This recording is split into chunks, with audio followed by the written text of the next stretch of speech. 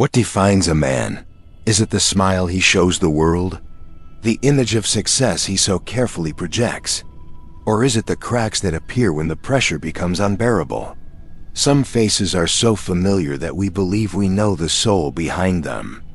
But what if the contagious charisma is, in fact, armor? And what if the emotional control we so admire is a cage? Welcome to The Truth, Dark Psychology. Today, we will deconstruct an icon to understand the complex psychological engineering behind one of the most beloved and controversial figures of our time. If you seek to understand the hidden layers of the human mind, subscribe, like the video, and prepare for the truth. There is an art to being loved by everyone, a calculated science that few have mastered with the skill of Will Smith. His charisma is not just a personality trait. It is a work of psychological engineering, built on the foundations of deep trauma. In his biography, he reveals seeing his father violently assault his mother when he was just 9 years old. This moment not only scarred him but became the catalyst for the creation of his public persona. Dark psychology teaches us that for a child who feels powerless, humor and likability become survival mechanisms, a way to control the environment and neutralize threats before they can manifest. This desire for control through affability is a subtle but powerful manipulation tactic. By becoming the funniest, most positive, and most energetic person in the room, Will Smith learned to dictate the emotional tone of any environment. He wasn't just entertaining. He was actively managing the perceptions and reactions of everyone around him. This need to please wasn't about generosity, but about power. It's the strategy of one who learned that to be safe, he must ensure everyone likes him, as disapproval represents a latent danger, an echo of the violence he couldn't stop. The construction of this facade, however, comes at an immense psychological cost. Maintaining a perpetual state of positivity and charm is exhausting and, more dangerously, creates a dissociation from the authentic self. Anger, sadness, and fear, normal human emotions, are suppressed and viewed as flaws in the system. For Smith, the persona of the Fresh Prince and the global movie star wasn't a role he played, but a fortress he couldn't abandon. The psychology behind this is clear. The armor becomes so heavy that its wearer forgets what the skin underneath feels like. Analyzing it through a darker lens, this architected charisma can be seen as a form of benevolent coercive control. People are drawn in, disarmed, and made to feel good in his presence, which makes them more susceptible to his influence. He built an empire based on the idea that he is a force for good, an inspiring ideal. However, when inspiration depends on the suppression of one's own humanity, it veers dangerously close to manipulation. The public didn't fall in love with a man, but with a perfectly curated idea of a man. The legacy of this charisma, therefore, is twofold. On one hand, it inspired millions with a work ethic and a positive attitude. On the other, it offers us a masterclass in how trauma can lead to the creation of an extremely effective social mask.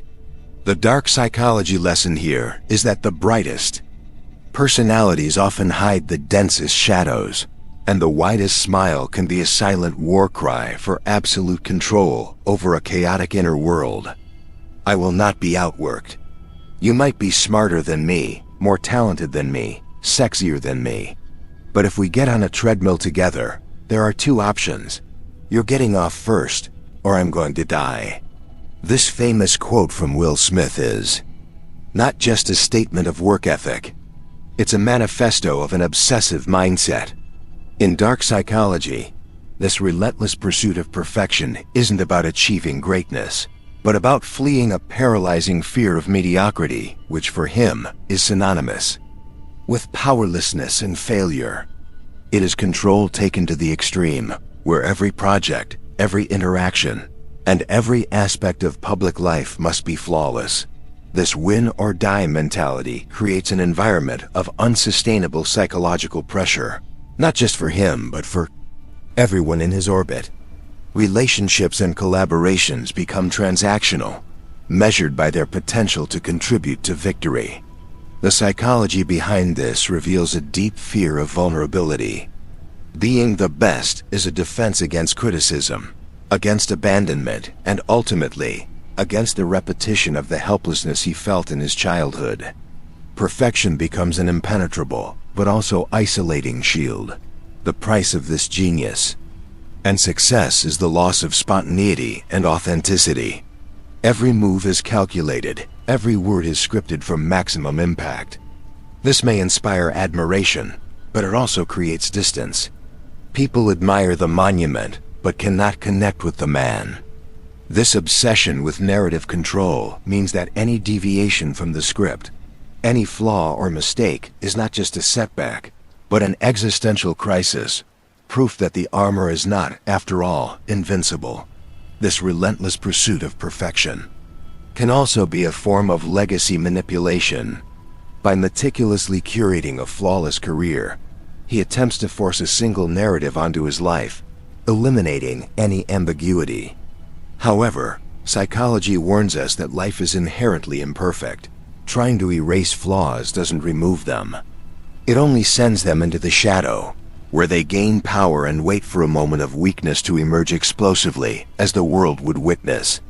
Years later, therefore, Will Smith's work ethic, though publicly celebrated as a virtue, can be analyzed as a symptom of a deep psychological wound.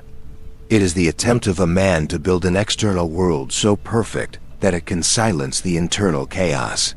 The dark lesson here is that the obsessive pursuit of perfection does not lead to satisfaction, but to a state of constant vigilance where the fear of failure becomes the most powerful driving force of all. The relationship between Will Smith and Jada Pinkett Smith is one of the most dissected in Hollywood, presented to the public as a model of radical honesty and evolved partnership. However, under the lens of dark psychology, this performative transparency can be viewed differently, as a constant battle for narrative control. The famous Red Table Talks are not just confessions. They are strategic maneuvers in a complex game of power and public perception, where vulnerability becomes a weapon to shape opinion and justify relationship dynamics that many would consider toxic. The dynamic seems to oscillate between codependency and a fierce assertion of individuality, creating a confusing cycle of loyalty and resentment. Jada's famous admission of an entanglement with another man, and the image of a visibly uncomfortable Will processing this publicly, was not just a moment of honesty. It was a public display of power, where the narrative of her pain became the center of attention, forcing him into the role of an understanding and evolved husband, perhaps against his authentic emotional will. This raises the question, is it unconditional love or a form of subtle emotional control, where one partner dictates the terms of the couple's emotional reality? Will's need to keep the family together at any cost, even in the face of public humiliation, can be traced back to his original trauma. The dismantling of his first family was a source of immense pain. Therefore, he seems determined to avoid that failure again, even if the cost is his own peace of mind. This loyalty might not be a sign of strength, but of a pathological aversion to loss, a need to control the outcome and present an image of resilience to the world, no matter how broken the structure might be on the inside. The way the couple exposes their deepest intimacies can be seen as an attempt to desensitize the public and normalize their particular dynamic. By getting ahead of any gossip or scandal, they control how the information is released, framing it in their own terms. This is a high-level manipulation tactic, transforming what could be seen as dysfunction into a lesson on modern relationships. They aren't just living their lives. They are selling a philosophy, a relationship brand that positions them as pioneers, not as a couple in crisis. In the end, their relationship serves as a fascinating case study on the fine line between love, possession, and narrative control. Dark psychology invites us to question the authenticity behind performative vulnerability. When a relationship has lived so intensely in the spotlight, love can easily become confused with the maintenance of a brand. The lesson is that in toxic relationships, honesty can be the most effective manipulation tool of all, forcing acceptance of behaviors that, in private, would be intolerable. The slap at the 2022 Oscars was not just an act of violence. It was the seismic collapse of a persona built over 3 decades. It was the moment when the internal pressure, accumulated from years of emotional suppression and obsessive control, finally breached the armor of flawless charisma. In that instant, the world didn't see the calculating movie star or the smiling humanitarian. We saw the raw, unprocessed anger of a man who lost control, the most vital tool in his psychological arsenal. The psychology behind such an impulsive act reveals the immense energy required to keep the mask in place and the volcanic nature of what happens when that energy is depleted. This act can be interpreted as a desperate and misguided attempt to reclaim power in a narrative he no longer controlled. In the months and years leading up to the event, his personal life, particularly his relationship, had become the subject of public scrutiny and ridicule. The slap wasn't just in defense of Jada. It was a violent attempt to silence the chorus of voices that mocked his apparent powerlessness. It was a performative act of toxic masculinity, an effort to project an image of a protector that had been publicly eroded. The irony is that in trying to control the narrative, he lost it completely. Will's initial reaction, laughing at the joke, followed by the abrupt shift to anger after seeing Jada's reaction, exposes a troubling relationship dynamic. It suggests an almost programmed responsiveness to his partner's disapproval, raising questions about who was truly in control of that moment. Was it an act of his own volition or the reaction of someone conditioned to appease and defend at any cost, even if the cost was his career and reputation? Dark psychology explores how codependent relationships can blur the lines of personal autonomy, leading to actions that defy logic and self-interest. The public breakdown also teaches us about the danger of spiritual bypass, the practice of using spiritual or self-help concepts to avoid dealing with difficult emotions. Will Smith spent years preaching about mindset, discipline, and control, but the slap revealed that he had not mastered his anger. He had only repressed it. The anger didn't disappear. It simply hid, waiting for a trigger. This event is a powerful case study on the importance of integrating the shadow self, part of us that holds anger, fear, and pain. Ignoring it doesn't make it go away. It only ensures that when it does emerge, it will do so in an uncontrolled and destructive manner. Finally, the aftermath of the slap is a lesson on the fragility of public image. The persona Will Smith spent his entire life building was undone in seconds. This demonstrates that no matter how carefully we control our facade, the truth of our emotional state will eventually find a way to manifest. The slap was not the beginning of his fall. It was the public manifestation of a crisis that had been brewing beneath the surface for years. The psychological truth is that authenticity, however messy, is more sustainable than manufactured perfection. We are only halfway through our analysis. If the complexity of Will Smith's mind intrigues you, and if you like how we explore the shadows behind success, show your support. Like this video right now, subscribe to The Truth, Dark Psychology if you haven't already, and comment below with another personality you'd like us to analyze. Your suggestion could become our next video. Now let's continue. Will Smith's influence over the careers of his children, Jaden and Willow, is often seen as an example of engaged parenting. However, through the lens of dark psychology, we can question the fine line between support and control, between inspiration and the imposition of a legacy. The same obsessive win-or-die mentality that defined his own career seems to have been transferred to his children from a young age. This raises an uncomfortable question. Was he nurturing their dreams, or was he using them as vehicles to extend and perhaps perfect his own dynasty? The pressure to succeed when your father is one of the biggest stars in the world is immense. Jaden and Willow were pushed into the spotlight at a very young age, with high-profile projects that relied heavily on their father's name and influence. This strategy, while effective for launching careers, can create a form of psychological dependence, where a child's success becomes intrinsically linked to the father's approval and network. The child may struggle to develop a sense of identity and autonomous achievement, living under the shadow of a monumental expectation. The Smiths' unconventional educational philosophy, which emphasizes freedom and personal responsibility, can also be critically analyzed. While it appears liberating, this approach can, paradoxically, be a form of subtle control. By giving them freedom within such a powerful family structure and with such a specific worldview, the outcomes can be predictable. The children become extensions of the Smith brand, creative, nonconformist, but still operating within the ecosystem and ideology established by their parents.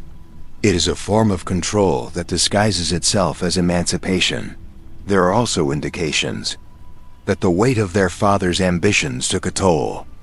Jaden, after the critical and box office failure of After Earth, a passion project of his father's, seemed to withdraw from major Hollywood productions, seeking refuge in music and fashion.